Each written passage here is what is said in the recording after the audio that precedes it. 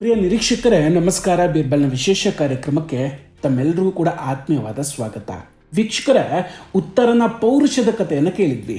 ಕಣ್ಣಾರೆ ನೋಡೋ ಅವಕಾಶನೂ ಈಗ ಸಿಕ್ಕಿದೆ ನೋಡಿ. ಅಮಿತ್ ಶಾ ಅವರು ಸದನದಲ್ಲಿ ಇಲ್ಲದೆ ಇರುವಾಗ ಎಲ್ಲಿದ್ದಾರೆ ಅಮಿತ್ ಶಾ ಅಂತ ಏರು ಧ್ವನಿಯಲ್ಲಿ ಕೇಳುವಂತಹ ರಾಹುಲ್ ಗಾಂಧಿ ಅವರು ಅಮಿತ್ ಶಾ ಅವರು ಬಂದ್ರೆ ಸೀದಾ ಎಸ್ಕೇಪು. ನಿನ್ನೆ ಶರದ್ ಪವಾರ್ ಅವರ ಮೊಮ್ಮಗಳ ರಿಸೆಪ್ಷನ್ ಕಾರ್ಯಕ್ರಮ ಇತ್ತು. ಎಲ್ಲ ದೊಡ್ಡ ದೊಡ್ಡ ನಾಯಕರು ಕೂಡ ಬಂದಿದ್ರು. ಅಮಿತ್ ಶಾ ಹಾಗೂ ಮೋದಿಜಿ ಕೂಡ ಅಲ್ಲಿಗೆ ಆಗಮಿಸಿದ್ರು. ಮಜಾ ಏನಂದ್ರೆ ರಾಹುಲ್ ಗಾಂಧಿ ಅವರು ಸೋನಿಯಾ ಗಾಂಧಿ ಅವರ ಹಿಂದೆನೇ ಎಳ್ಕೊಂಡು ಬಿಟ್ಟಿದ್ರು. ಅವರನ್ನು ಬಿಟ್ಟು ಆಚೆ ಈಚೆ ಕದಲ್ತಾ ಇರಲಿಲ್ಲ.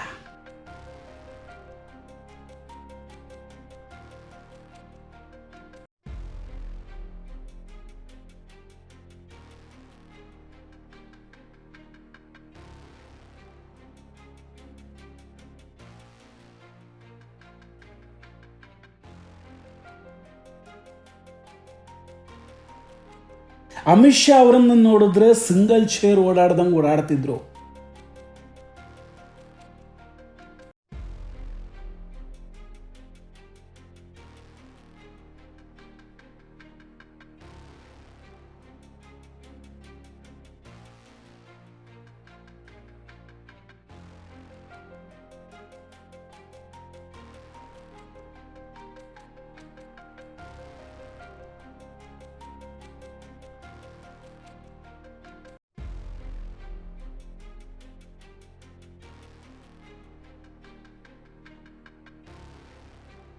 ಇವ್ರು ನೋಡಿದ್ರೆ ತಾಯಿಯನ್ನು ಬಿಟ್ಟು ಅತ್ತಿಂದಿತ್ತ ಹೋಗ್ತಾನೆ ಇರಲಿಲ್ಲ. ಮತ್ತಿದೇ ರಾಹುಲ್ ಗಾಂಧಿ ಅವರು ಹೇಳ್ತಾರೆ, ಅಮಿತ್ ಶಾ ಹಾಗೂ ಮೋದಿ ಅವರಿಗೆ ಭಯ ನನಗೆ ಕಂಡ್ರೆ ಅಂತ. ಎಂತಹ ಕಾಮಿಡಿ ನೋಡಿ. ಆದರೂ ರಾಹುಲ್ ಗಾಂಧಿ ಅವರು ಒಂಥರ ವಿಚಿತ್ರನಪ್ಪ. ಸದನಕ್ಕೆ ನೋಡಿದ್ರೆ ಟೀ ಶರ್ಟು ಪ್ಯಾಂಟು ಹಾಕ್ಕೊಂಡು ಬರ್ತಾರೆ. ಇನ್ನೊಂದು ಸ್ವಲ್ಪ ದಿನದಲ್ಲಿ ಶಾರ್ಟ್ಸ್ನಲ್ಲಿ ಬಂದರೂ ಆಶ್ಚರ್ಯ ಏನಿಲ್ಲ ಬಿಡಿ. ಆದರೆ ಅದೇ ಮದುವೆ ಮನೆಯಲ್ಲಿ ಜುಬ್ಬಾ ಪೈಜಾಮ್ನಲ್ಲಿ ಕಾಣಿಸ್ಕೊಳ್ತಾರೆ. ಏನೋ ಒಂದು ಅರ್ಥ ಆಗಲ್ಲ ಇವರದ್ದು. ಈಗ ಮುಖ್ಯವಾದ ವಿಷಯಕ್ಕೆ ಬರೋಣ ವೀಕ್ಷಕರೇ. ಸಂಸತ್ನಲ್ಲಿ ಕೆಲ ದಿನಗಳಿಂದ ದೊಡ್ಡ ರಾಜಕೀಯ ಹೈಡ್ರಾಮಾ ನಡೀತಾ ಇದೆ. ರಾಹುಲ್ ಗಾಂಧಿ ಹಾಗೂ ಇಡೀ ವಿರೋಧ ಪಕ್ಷದ ಒಂದೇ ಒಂದು ಬೇಡಿಕೆ, ಗೃಹ ಸಚಿವ ಅಮಿತ್ ಶಾ ಅವರು ಸಂಸತ್ತಿಗೆ ಬಂದು ವಿದ್ಯಾರ್ಥಿಗಳ ಮೇಲಿನ ಲಾಠಿ ಪ್ರಹಾರದ ಬಗ್ಗೆ ಉತ್ತರವನ್ನು ಕೊಡಬೇಕು ಅಂತ. ಕೆಲವರಂತೂ ಇದನ್ನು ಯಾವ ಲೆವೆಲಿಗೆ ತೆಗೆದುಕೊಂಡು ಹೋದ್ರು ಅಂದರೆ, ರಾಹುಲ್ ಗಾಂಧಿ ಅವರಿಗೆ ಸರ್ಕಾರ ಹೆದರು ಬಿಟ್ಟಿದೆ, ಅಮಿತ್ ಶಾ ಅವರು ಉತ್ತರ ಕೊಡೋದಕ್ಕಾಗದೆ ನಡುಗು ಹೋಗಿದ್ದಾರೆ ಅಂತೆಲ್ಲ ಶುರು ಮಾಡ್ಕೊಂಡಿದ್ರು. ಈಗ ವಿಷಯ ಏನಂದ್ರೆ, ಸರ್ಕಾರ ರಾಹುಲ್ ಗಾಂಧಿ ಅವರ ಈ ಸವಾಲನ್ನು ಸ್ವೀಕರಿಸಿದೆ. ಕಿರಣ್ ರಿಜಿಜು ಅವರು ಹೇಳ್ತಾರೆ, ಸರಿ, ನಿಮ್ಮ ಜೊತೆ ಚರ್ಚೆಗೆ ಸರ್ಕಾರ ಸಿದ್ಧವಾಗಿದೆ. ಆದರೆ ಒಂದು ಮಾತು, ರಾಹುಲ್ ಗಾಂಧಿ ಅವರ ನಾವು ಉತ್ತರ ಕೊಡೋಕೆ ಶುರು ಮಾಡಿದ್ಮೇಲೆ ನೀವು ಮಾತ್ರ ಚರ್ಚೆಯಿಂದ ಓಡೋಗಬಾರ್ದು ಅಂತ. सभापति महोदय जी,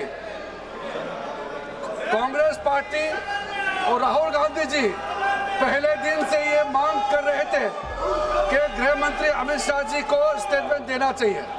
मैं बहुत साफ शब्दों से सरकार के ओर से कहना चाहता हूं, सरकार पूरा छात्र का मामले को लेकर के चर्चा के लिए तैयार है. और स्टेटमेंट ही नहीं, छात्र का मामला को लेकर के पूरा चर्चा के लिए तैयार है और पूरा जवाब देने के लिए तैयार है. गृह मंत्री जी विस्तार से जवाब देने के लिए तैयार है. मैं अनुरोध करता हूं कांग्रेस पार्टी और इनको कि गृह मंत्री जी का जवाब के समय डरना नहीं है, भागना नहीं है, पूरा सुनना पड़ेगा. मैंने बिजनेस एडवाइजरी में भी सार्वजनिक वहां सबके सामने में कह दिया है कि सरकार छात्र को लेकर के पूर्ण रूप से विस्तार से चर्चा के लिए तैयार है और पूरा जवाब देने के लिए तैयार है. ಇದನ್ನು ಯಾಕೆ ಹೇಳಿದ್ರು ಅಂದರೆ, ಹಿಂದೆ ಸುಮಾರು ಸಲ ರಾಹುಲ್ ಗಾಂಧಿ ಅವರು ಓಡ್ ಹೋದಂತಹ ಉದಾಹರಣೆಗಳಿದೆ.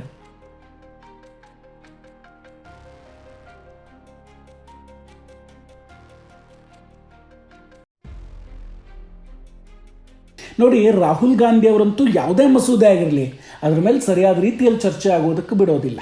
ವಿರೋಧ ಪಕ್ಷ ಚರ್ಚೆಯಲ್ಲಿ ಭಾಗವಹಿಸಿದ ಕಾರಣ ಅನೇಕ ಪ್ರಮುಖ ಬಿಲ್ಗಳು ಚರ್ಚೆ ಇಲ್ಲದೇನೆ ಅಂಗೀಕಾರ ಆಗ್ತಾ ಇದೆ. ರಾಹುಲ್ ಗಾಂಧಿ ಅವರ ಏಕೈಕ ಹಠ ಅಂದರೆ ಅಮಿತ್ ಶಾ ಅವರು ಜಂತರ್ ಮಂತರ್ ಪ್ರತಿಭಟನೆಯ ಬಗ್ಗೆ ಹೇಳಿಕೆಯನ್ನು ಕೊಡಬೇಕು ಅನ್ನೋದು.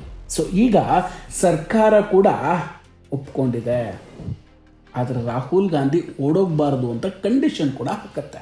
ನೋಡಿ, ದಿ ಪ್ಯಾಟರ್ನ್ ಆಫ್ ರನ್ನಿಂಗ್ ಅವೇ ಈ ಹಿಂದೆ ನಾವು ಅನೇಕ ಬಾರಿ ನೋಡಿದ್ದೇವೆ. ರಫೇಲ್ ವಿಷಯ ಆಗಿರಲಿ, ಹಿಂಡನ್ಬರ್ಗ್ ವಿಷಯ ಇರಲಿ, ಯಾವಾಗ ಸರ್ಕಾರ ಫ್ಯಾಕ್ಟ್ಗಳನ್ನು ಇಟ್ಕೊಂಡು ಉತ್ತರ ಕೊಡೋದಕ್ಕೆ ಸಿದ್ಧವಾಗುತ್ತೋ ಆಗ ರಾಹುಲ್ ಗಾಂಧಿ ಅವರು ಮತ್ತು ಅವರ ಸಂಸದರು ಸದನವನ್ನೇ ಬಿಟ್ಟು ಮಾಯ ಆಗಿಬಿಡ್ತಾರೆ. ಇದೇ ಕಾರಣಕ್ಕಾಗಿಯೇ ಕಿರಣ್ ರಿಜಿಜು ಅವರು ಸಂಪೂರ್ಣವಾಗಿ ಕೇಳಿಸ್ಕೊಳ್ಳಿ ಅಂತ ಒತ್ತಿ ಹೇಳ್ತಾ ಇದ್ದಾರೆ. ನೋಡಿ, ಈ ವಿರೋಧ ಪಕ್ಷಗಳು ಹೆಂಗಾಗಿದೆ ಅಂದರೆ ಅವ್ರ ಬಳಿ ಚರ್ಚೆಗೆ ಬೇಕಾದಂತಹ ವಿಷಯಗಳೇ ಇಲ್ಲ. ಇವರ ಇಡೀ ರಾಜಕೀಯ ಕೇವಲ 5 ವಿಷಯದ ಸುತ್ತುತ್ತೆ. 1, ಸರ್ಕಾರ ದೇಶವನ್ನು ಮಾರಿದೆ. 2, ಅದಾನಿ. 3, ಅಂಬಾನಿ. 4, ಗೋಧಿ ಮೀಡಿಯಾ ಆದರೆ 5, ಅಂಧಭಕ್ತ. ಈ 5 ಪದಗಳನ್ನು ಬಿಟ್ಟರೆ ರಾಹುಲ್ ಗಾಂಧಿ ಅಥವಾ ಅವರ ಅನುಯಾಯಿಗಳ ಬಳಿ ಯಾವುದೇ ತಾರ್ಕಿಕ ವಿಷಯ ಇಲ್ಲ. ನೋಡಿ, ಬೇಕಾದ್ರೆ ನೀವು ಸೋಷಿಯಲ್ ಮೀಡಿಯಾದಲ್ಲಿ ಯಾವುದೇ ಲಾಜಿಕಲ್ ಪ್ರಶ್ನೆಯನ್ನು ಕೇಳಿದ್ರು ಒಂದೇ ಒಂದು ಉತ್ತರ ಅವರದ್ದು, ಅಂಧಭಕ್ತ ಅಂತ. ಇದೇ ಅವರ ಚರ್ಚೆಯ ಮಟ್ಟ. ಈಗ ಇದಕ್ಕಿಂತ ಮಜಾ ಏನಂದರೆ, ಯಾವಾಗ ಅಮಿತ್ ಶಾ ಅವರು ಉತ್ತರಿಸೋದಕ್ಕೆ ಸಿದ್ಧರಾಗಿದ್ದಾರೆ ಅನ್ನೋದು ರಾಹುಲ್ ಗಾಂಧಿ ಅವರಿಗೆ ಗೊತ್ತಾಯ್ತೋ ಕೂಡಲೇ ಅವರ ವರಸನೆ ಬದಲಾಗ್ಬಿಡುತ್ತೆ. ಅವರಿಗೆ ಹೇಳ್ತಾ ಇದ್ದಾರೆ, ನಮ್ಗೆ ಅಮಿತ್ ಶಾ ಅವರ ವೈಯಕ್ತಿಕ ಅಭಿಪ್ರಾಯ ಕೇಳೋದಕ್ಕೆ ಆಸಕ್ತಿ ಇಲ್ಲ ಅಂತ. ಹೋಮ್ ಮಿನಿಸ್ಟರ್ ಕಿ ಪರ್ಸನಲ್ ಒಪಿನಿಯನ್ ಮೇ ಇಂಟ್ರೆಸ್ಟೆಡ್ ನಹೀ ಹೈ. ಇಷ್ಟು ದಿನ ಅಮಿತ್ ಶಾ ಬರಲಿ ಅಂತ ಕೂಗಾಡ್ತಿದ್ದವರು ಈಗ ನೋಡಿದ್ರೆ ಉಲ್ಟಾ ಹೊಡೆದು ಬಿಟ್ರು. ಗೃಹ ಸಚಿವರು ರಾಜೀನಾಮೆ ಕೊಡಬೇಕಂತೆ.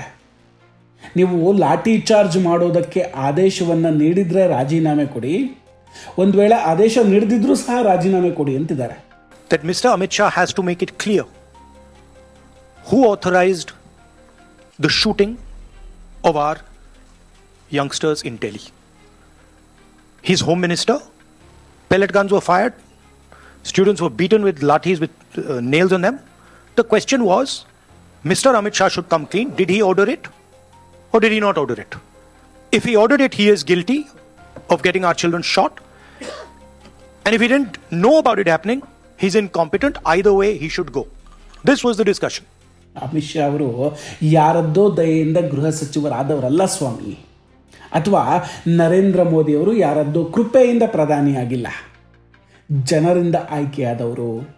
ಇದು ಪ್ರಜಾಪ್ರಭುತ್ವ, ಇದು ಭಾರತೀಯ ಜನತಾ ಪಾರ್ಟಿ.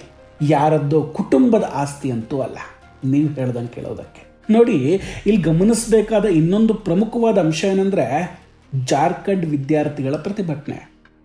ದೆಹಲಿಯ ಜಂತರ್ ಮಂತರ್ನಲ್ಲಿ ನಡೆದ ಘಟನೆಯನ್ನು ಬರ್ಬರತೆ ಅಂತ ಕರೆಯೋ ರಾಹುಲ್ ಗಾಂಧಿಗೆ ಜಾರ್ಖಂಡ್ನಲ್ಲಿ ವಿದ್ಯಾರ್ಥಿಗಳ ಮೇಲೆ ನಡೆದಂತಹ ದೌರ್ಜನ್ಯ ಕಾಣಿಸ್ತಾನೇ ಇಲ್ಲ.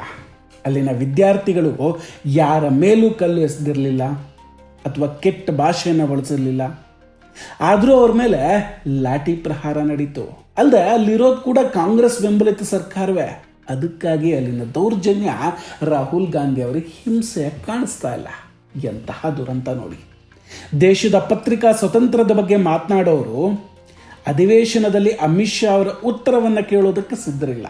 ಕೊನೆಯದಾಗಿ ವೀಕ್ಷಕರೇ, ಅಮಿತ್ ಶಾ ಅವರು ಸಂಸತ್ತಿನಲ್ಲಿ ಕೊಡಲಿರುವಂತಹ ಉತ್ತರ ಇಡೀ ದೇಶಕ್ಕೆ ಮಹತ್ವದ್ದಾಗಿದೆ. ರಾಹುಲ್ ಗಾಂಧಿ ಅವರು ಈ ಬಾರಿ ಆದರೂ ಅಲ್ಲಿ ಕೂತ್ಕೊಂಡು ಸತ್ಯವನ್ನು ಕೇಳಿಸ್ಕೊಳ್ತಾರಾ ಅಥವಾ ಸಂಪ್ರದಾಯದಂತೆ ಓಡ್ ಹೋಗ್ತಾರಾ ಅನ್ನೋದನ್ನು ಕಾದು ನೋಡಬೇಕಾಗಿದೆ. ಗೃಹ ಸಚಿವರ ಈ ಸವಾಲು ಕೇವಲ ರಾಹುಲ್ ಗಾಂಧಿಗಲ್ಲ, ಇಡೀ ಗ್ಯಾಂಗಿಗೆ ಅಂತ ಹೇಳ್ಬೋದು. ವೀಕ್ಷಕರ, ಇದೆಲ್ಲದರ ಬಗ್ಗೆ ನಿಮ್ಮ ಅಭಿಪ್ರಾಯ ಏನು? ದಯವಿಟ್ಟು ಕಮೆಂಟ್ ಮಾಡಿ ತಿಳಿಸಿ. ನಾವು ಕೊಟ್ಟಂತಹ ಮಾಹಿತಿಗಳು ನಿಮಗಿಷ್ಟ ಆಗಿದ್ದರೆ ವಿಡಿಯೋವನ್ನು ಲೈಕ್ ಮಾಡಿ ಹಾಗೂ ಶೇರ್ ಮಾಡಿ. ಇನ್ನೂ ಕೂಡ ನಮ್ಮ ಬೀರ್ಬಲ್ ಚಾನಲನ್ನು ಸಬ್ಸ್ಕ್ರೈಬ್ ಮಾಡಿಲ್ಲ ಅಂದರೆ ಈ ಕೂಡಲೇ ಸಬ್ಸ್ಕ್ರೈಬ್ ಮಾಡಿ ಹಾಗೂ ಬೆಲ್ ಐಕಾನನ್ನು ಕ್ಲಿಕ್ ಮಾಡಿ. ನಮಸ್ಕಾರ, ಟೇಕ್ ಕೇರ್ ಆ್ಯಂಡ್ ಬಾಯ್. ಮತ್ತೆ ಭೇಟಿಯಾಗೋಣ. ಜೈ ಹಿಂದ್.